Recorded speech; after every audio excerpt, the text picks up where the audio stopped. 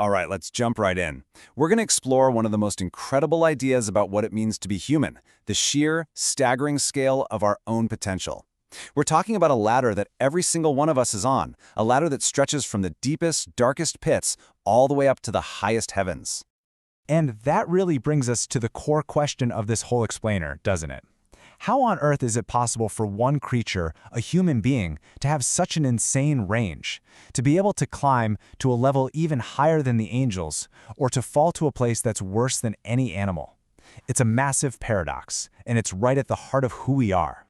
So to get our heads around this, we have to start with a foundational concept from the Quran, that we were created in Ahsani Taqweem, which means the best of forms. Now, this isn't just about our physical appearance, it's about our spiritual blueprint. It means we're designed with this vast, almost infinite spectrum of potential inside of us, a huge internal landscape with two very, very different destinations. And this is the scale we're talking about. It's just immense. On one end, you have A'ali Illiyin, the highest of the high, a station that can go beyond even the angels. And on the polar opposite end, you have Esfili Safilin, the lowest of the low, a depth that's beneath any beast. So we're not talking about a small step up or a small step down here. This is a journey of either infinite ascent or infinite descent. Okay, so if we're all on this ladder, what are the forces that are actually pushing us up or pulling us down? Well, it really just boils down to two fundamental, opposing energies inside every one of us. The force that pulls us up, the path of ascent, is called ubudiyat, or pure servitude. And look, this is so much more than just going through the motions or performing rituals. It's a deep, core state of being where you realize and acknowledge that everything, your talents, your wins, your next breath, it's all a gift from a higher power. It's the path of humility, of connection. And the force pulling us down? Well, that's ananiyet, or egoism. This is that little voice inside that's always whispering, I did this, this was me. It's the act of taking credit, of claiming ownership over our successes, over our own selves. And that feeling, that sense of self-ownership, that's the seed of pride and, if it grows, the root of disbelief itself. You know, there's this amazing story that just nails this concept perfectly. A scholar, trying to understand this, once asked a slave what his name was. The slave just replied, "My name is whatever my master calls me." So the scholar asked what he eats, and the slave said, "Whatever my master gives me."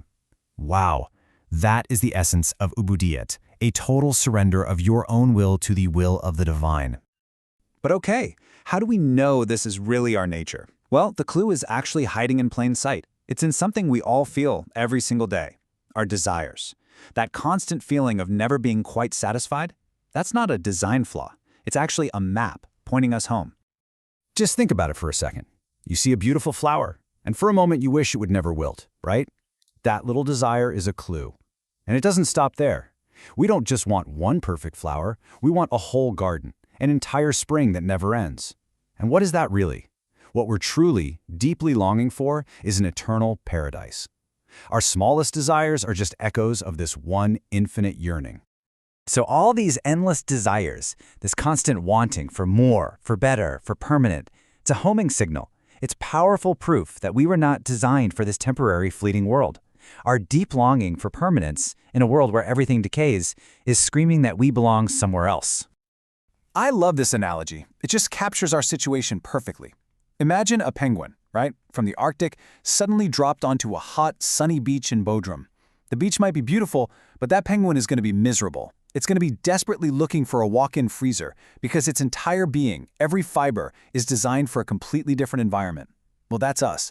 We are built for the standards of paradise. And that's why this world, as beautiful as it can be, will never, ever truly satisfy us.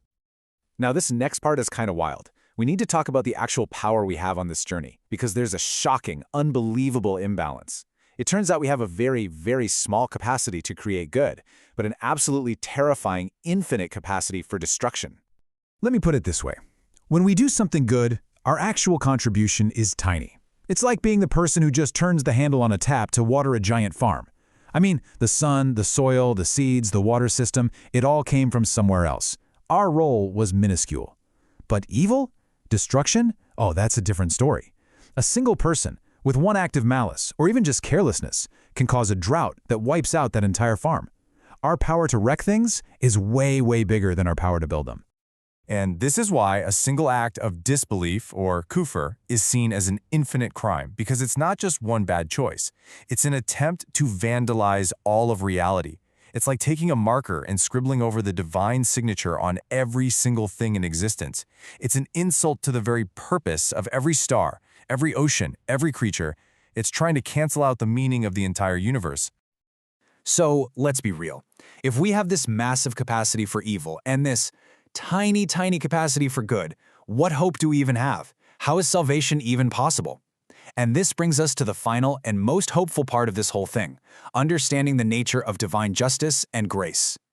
And here we find a critical, life-changing distinction.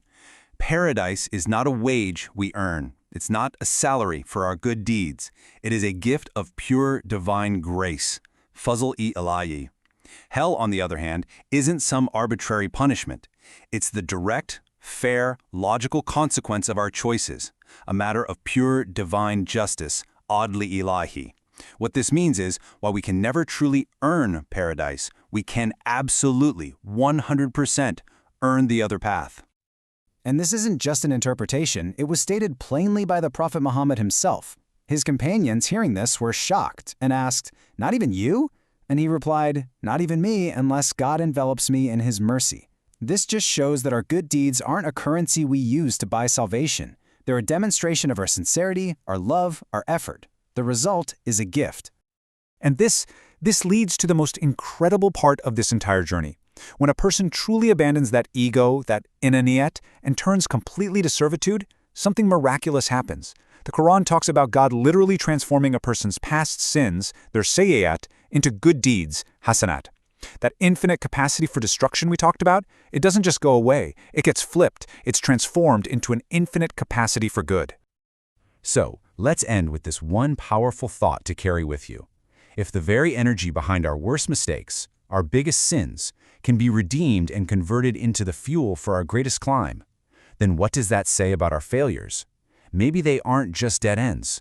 Maybe, just maybe, with the right turn, they're the raw material for our most profound transformation. What incredible hope then lies hidden in our darkest moments?